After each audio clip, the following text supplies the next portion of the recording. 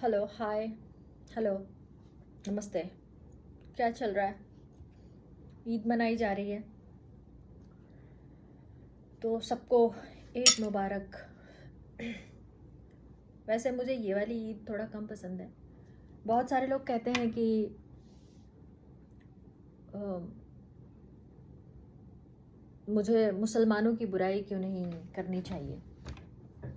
मैं मुसलमानों की बुराई क्यों नहीं करती।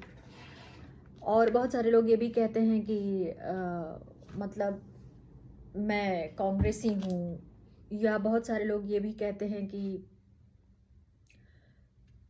मुझे राहुल गांधी से बहुत जुड़ाव है, बहुत प्रेम है।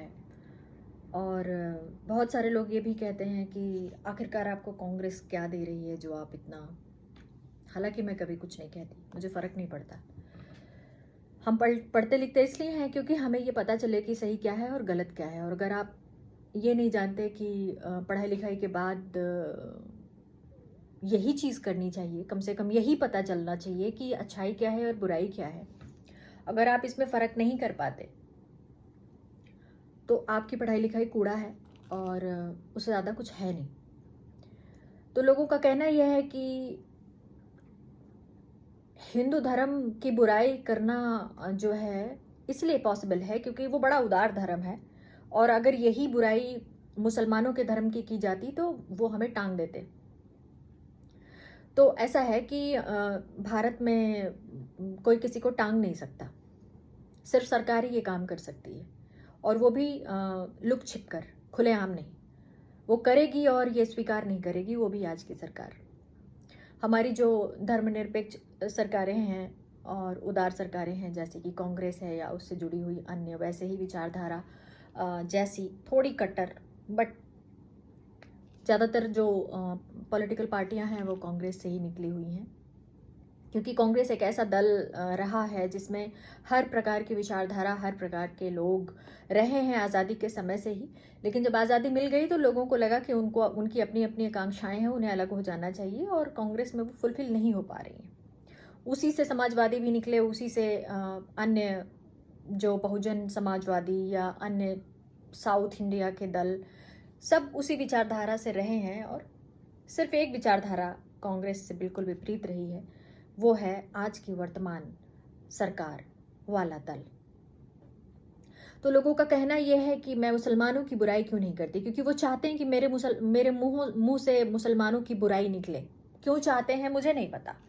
मुझे ऐसा लगता है कि ईर्ष्या उनका गाइडिंग फोर्स है, और इस देश में ईर्ष्या ही गाइडिंग फोर्स है।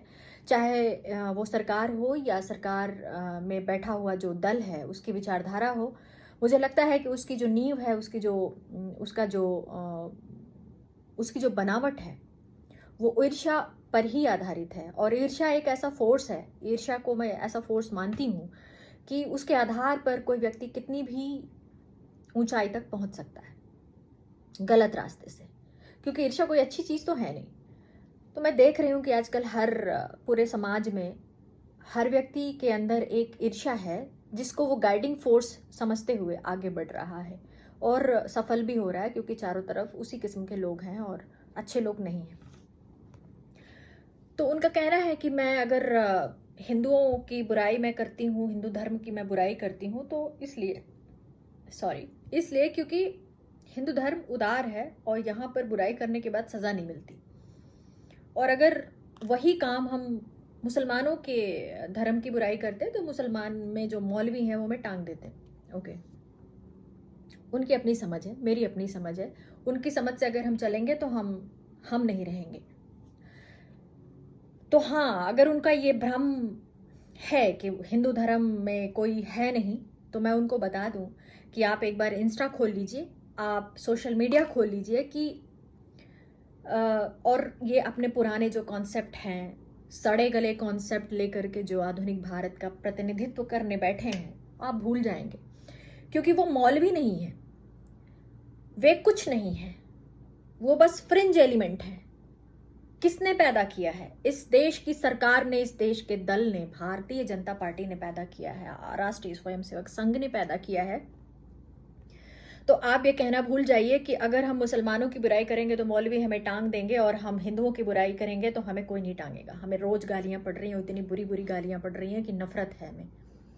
और मुझे मुझे मुझे पर्सनली लगता है कि इस भारतीय जनता पार्टी का पतन हो जाएगा, इस राष्ट्रीय स्वयंसेवक संघ का पतन हो जाएगा, और पतन हो जाना चाहिए, क्योंकि इन्होंने ऐसे कमीने लोगों को पाल रखा है जो दिन रात सिर्फ महिलाओं को गालियां देते हैं, और गालियां नहीं देते, अपमानित करते हैं, जलील करते हैं, उनको आतंकवादी कहते हैं, उनको ये कहते हैं कि वो मुसलमानों के साथ सो रही हैं।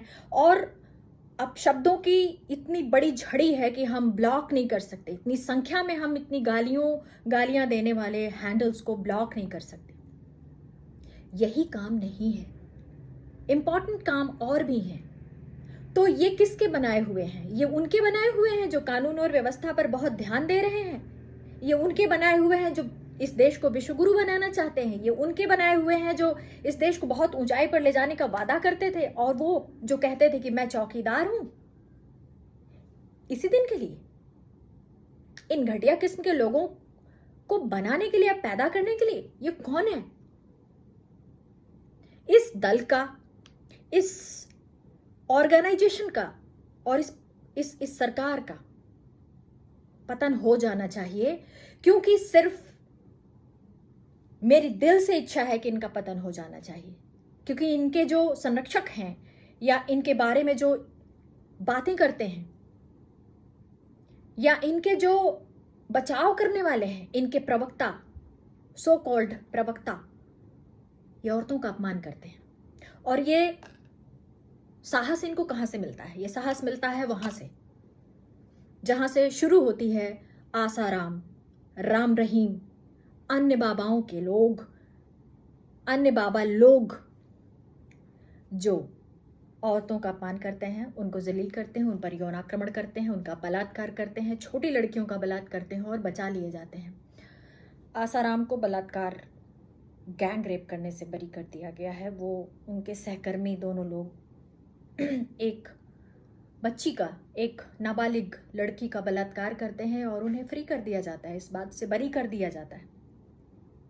बरी करने वाली अदालतें क्या सोचती हैं, कैसे सोचती हैं और क्यों नहीं सोचती हैं? सही दिशा पे, जिस लाइन लेंथ पे हम लोग सोचते हैं, इतनी भी समझ नहीं है उन्हें। वो इस लाइन लेंथ पर सोच करके ऐसे ऐसे नमूने पैदा करती हैं जिससे उनसे सीख करके छोटे छोटे नमूने पैदा होते हैं जो गालियां देते हैं। ये मत कहो, हमसे ये मत कहो कि आपको तो सिर्फ यही सब समझ में आता है। हमें सिर्फ यही समझ में नहीं आता। 50% आबादी को गालियां पड़ रही हैं दिन रात, सिर्फ इसलिए पड़ रही हैं क्योंकि वो राष्ट्रीय स्वयंसेवक संघ का विरोध करते हैं, वो मुसलमानों के साथ उदारता का भाव रखते हैं और भारतीय जनता पार्टी को पसंद नहीं करते। और अगर उन्हें पसंद नहीं करते, और सबसे ज्यादा कड़ी गालियां मिलती हैं उन्हें जो राहुल गांधी को नेता मानते हैं। राहुल गांधी में नेतृत्व क्षमता है, आप उसे रोक नहीं सकते। वो नेचुरल विपक्ष का लीडर है। नेचुरली एक दिन वो व्यक्ति नेता के रूप में अपने आप चुनाव में आ जाएगा और लोगों को चुनना पड़ेगा। आज भले ही लोग छिप के, लुक के नहीं कहना चाहते, क्योंकि उनको किसी फायदे की उम्मीद है। उनको लगता है कि अगर हमने राहुल गांधी की तारीफ कर दी तो कहीं ऐसा ना हो कि हमारा कोई नुकसान हो जाए। हो सकता है हमारी लड़की को स्कूल से निकाल दिया जाए, हो सकता है कि उसकी स्कॉलरशिप बंद कर दी जाए, इसलिए नहीं बोलते। तो मत बोलो, कोई फर्क नहीं पड़ता। नेता नेता होता है, उसे कोई रोक नहीं सकता।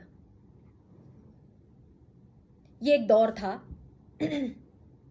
जहां पर नरेंद्र मोदी जैसे लोगों का आगमन हुआ, क्योंकि स्पेस बना हुआ था, कोई भी आ जाता। इतने फरेबों के साथ कोई भी आ सकता था, कोई इसको रोक नहीं सकता था। वक्त बदल रहा था, टेक्नोलॉजी आ रही थी, लोगों को समझ आ नहीं रहा था। बड़े बड़े व्हाट्सएप मैसेज, बड़े बड़े वीडियोस आ रहे थे। भारतीय जनता पार्टी की हरकतों को कोई समझ सकता था? नहीं समझ सकता था। इस देश में जहां पर सिर्फ मासूम लोग रहते हैं, जिस चीज को देखते हैं भरोसा कर लेते हैं, ऐसे देश में ये पता करना आसान है कि फ्रॉड कौन कर रहा है, और वो भी वो व्यक्ति जो लोकसभा चुनाव में आने वाला है।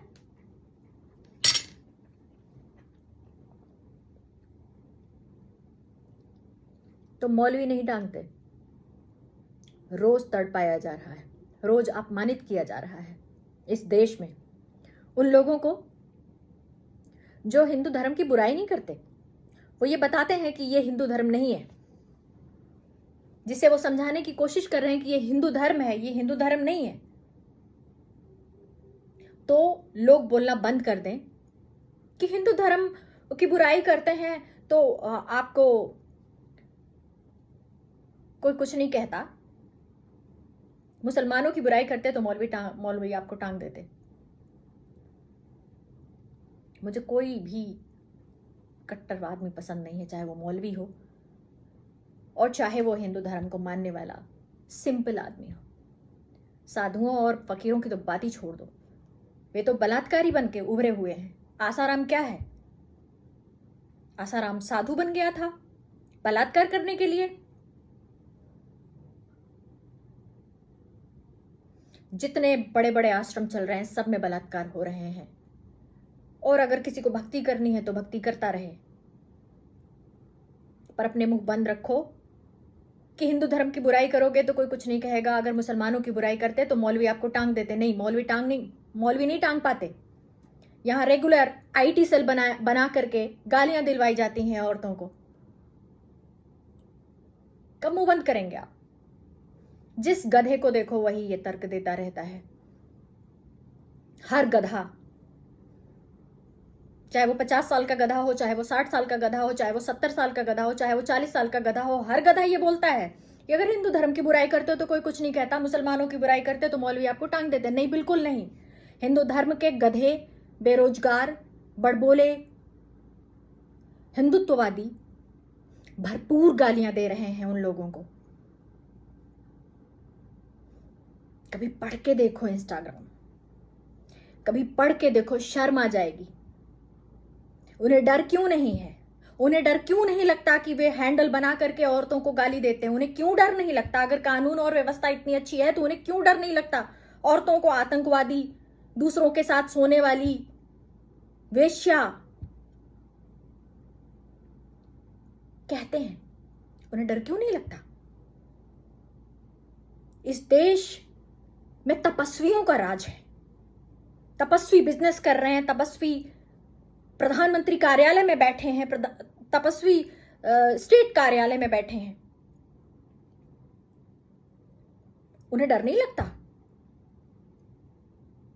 तपस्वियों के देश में औरतों को इतना जलील किया जा रहा है, उन्हें डर नहीं लगता?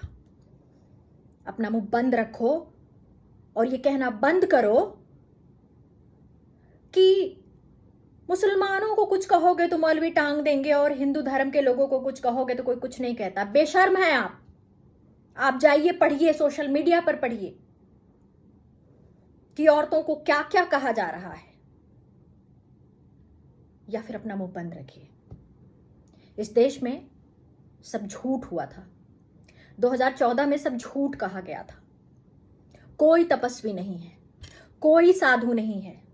इस देश में साधु व्यापारी हैं और झूठे तपस्वी राज कर रहे हैं, अनपढ़ और गंवार। इस देश में बलात्कारियों को सजा नहीं मिलती है। सोशल मीडिया पर तमाम सारे बलात्कारी घूम रहे हैं। सोशल मीडिया पर बलात्कारी भरे पड़े हैं और इस सरकार को फर्क नहीं पड़ता। खुलेआम आपके ट्विटर हैंडल पर पुलिस भी मिलेगी, पॉलिटिकल लोग मिलेंगे और बलात्कारी भी मिलेंगे। कोई रिएक्शन नहीं देता। इससे अपराध को बढ़ावा मिलता है। आप उन ट्विटर हैंडल को ब्लॉक कर देंगे, आप उन अकाउंट को बंद भी कर देंगे तो वो नया अकाउंट बना के आते हैं और गाली देते हैं, भरपूर गालियां देते हैं। ये अपराध है। औरतों को खुलेआम गाली दिलवाई जा रही है और ये सरकारें कर रही हैं। ये वो दल कर रहे हैं जिनसे हम सहमत नहीं हैं। वो हमें नीचा दिखाना चाहते हैं, वो हमें जलील करना चाहते हैं, वो हमें आतंकवादी कहते हैं, वो हमें दूसरों के साथ सोने वाली महिला कहते हैं, वो वेश्या कहते हैं, वो मुल्ली कहते हैं, वो अब्दुल के परिवार को खुश करने वाली कहते हैं। क्या है इसका मतलब? किसने ये नैरेटिव चलाया है? सिर्फ 10 से 12 शब्द, कीवर्ड्स औरतों के लिए इस्तेमाल होते हैं। इनके ट्विटर हैंडल कभी बंद नहीं किए जाते, इनके इंस्टा के हैंडल कभी बंद नहीं किए जाते, इनके फेसबुक अकाउंट कभी बंद नहीं किए जाते। ये बलात्कार को बढ़ावा देने वाली चीज है और इसमें सरकारें इन्वॉल्व हैं। इनमें वो दल इन्वॉल्व है जो सत्ता में है।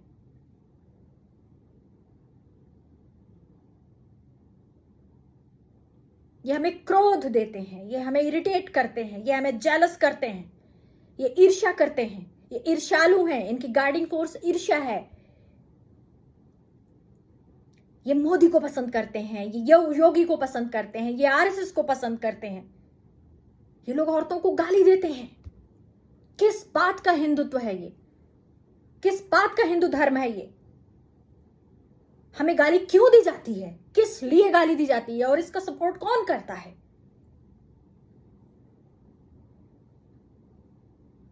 वे बंदे बहुत बुरा बोलते हैं जो आरएसएस की शाखाओं में जाते हैं। वे बंदे बहुत गंदा बोलते हैं जो जिन्होंने ओटीसी का कोर्स किया है। क्या सिखाया जाता है इन्हें संघ में? क्या सिखाया जाता है इन्हें शाखाओं में? कौन है ये लड़के? किसके घर के भाई हैं? किसके घर के बेटे हैं? किसकी माओ के बच्चे हैं ये? किस औरत के पति हैं? इनको शर्म नहीं आती? इनको डर नहीं लगता? देश की कानून व्यवस्था कहां गई? इन्हें कौन सजा देगा? इनको कितना सहन किया जाए? इनको क्यों सहन किया जाए? ये कितने बड़े देशभक्त हैं और इन्हें क्यों स्वीकार किया जाए? ये क्यों आते हैं गाली देने? कौन इनको गाली दिलवाता है? किसको इन गालियों से फायदा है? किसको इस अपमानजनक भाषा से फायदा है? किसने ये नैरेटिव चलाया कि औरतों को जाकर के गाली दो? किसने ये नैरेटिव चलाया कि औरतों को जाके आतंकवादी कहो? किसने ये नैरेटिव चलाया कि औरतों को जाके वेश्या कहो? किसने ये नैरेटिव चलाया कि अब्दुल्ला के घर के सभी लोगों को खुश करती है ये महिला? किसने ये नैरेटिव चलाया? कौन, किसको इससे फायदा है? आरएसएस को। तो बंद क्यों नहीं करवाता वो? अगर उसको फायदा नहीं है तो वो बंद क्यों नहीं करवाता? उसको खुल के सामने आना चाहिए। देश में आतंक फैलाने का काम इन संगठनों ने किया है। इस 50% आबादी को अपमानित कर करके जलील कर करके किसी महिला को आप वेश्या कैसे कह सकते हैं? डर क्यों नहीं लगता? कैसे कह देते हैं? आतंकवादी कैसे कह सकते हैं?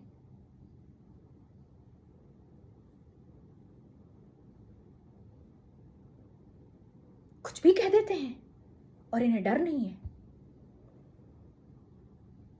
बलात्कारियों को सजा नहीं मिलती।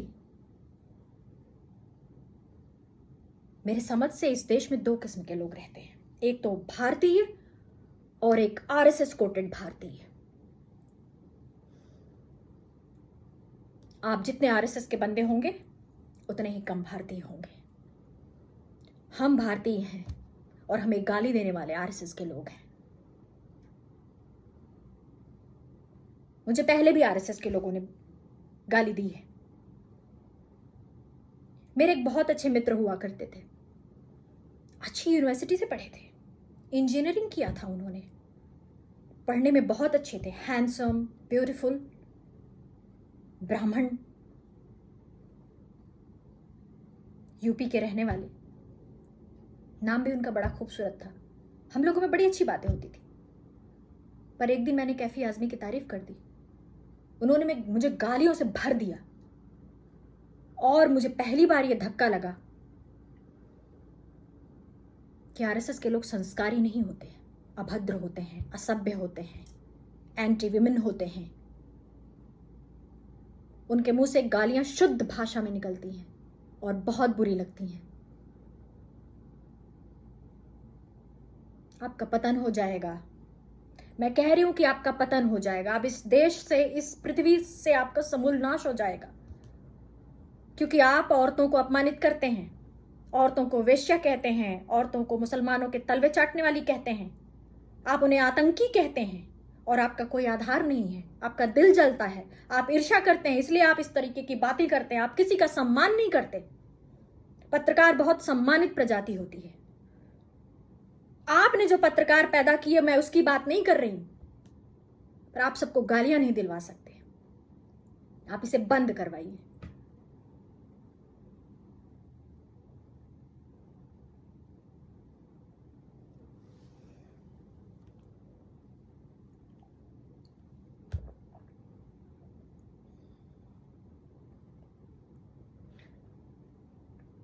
मुझे उत्तेजक राइट विंग से बहुत प्रॉब्लम होती है, नफरत है मुझे।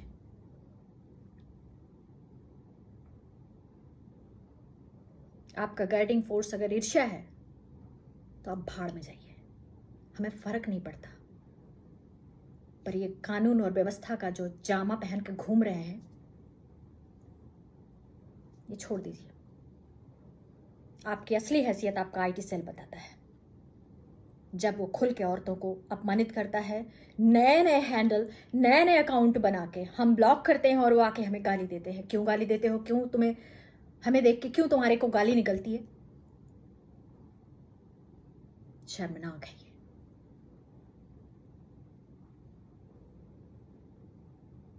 पत्रकारिता होगी बाद में, पहले बलात्कारियों पर ध्यान दीजिए। हमें कभी मत सिखाना, हमें ये दिखाओ, हमें ये दिखाओ कानून व्यवस्था तुम्हारे सोशल मीडिया पर कैसे नहीं है। सिर्फ प्रतिबंध लगाने के लिए सोशल मीडिया का इस्तेमाल करते हैं आप। सिर्फ अपने गंदे मैसेजेस, झूठे मैसेजेस फैलाने के लिए आप सोशल मीडिया का इस्तेमाल करते हैं। आपको दिखता नहीं है इतनी औरतों को गालियां पड़ रही? क्यों पड़ती हैं औरतों को इतनी गालियां? कौन देता है? किससे दिलवाते हैं? क्यों दिलवाते हैं?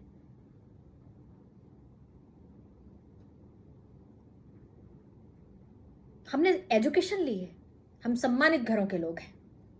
हमने गालियां सुनने के लिए पढ़ाई नहीं की, हमने गालियां सुनने के लिए पत्रकारिता में प्रवेश नहीं किया। आपको सिर्फ गालियां आती हैं, आपके फॉलोअर्स सिर्फ गालियां देते हैं, तो अपने मुंह पे टेप लगा लीजिए। जलील करना बंद कीजिए। और आपकी कानून व्यवस्था कुछ भी नहीं है। अगर कानून व्यवस्था अच्छी होती ना, तो इतना अपमान नहीं सहना पड़ता औरतों को। पतन हो जाएगा, निश्चित तौर पर पतन हो जाएगा, तय है, मेरा भरोसा है। मेरा दिल कहता है कि पतन हो जाएगा। टाटा।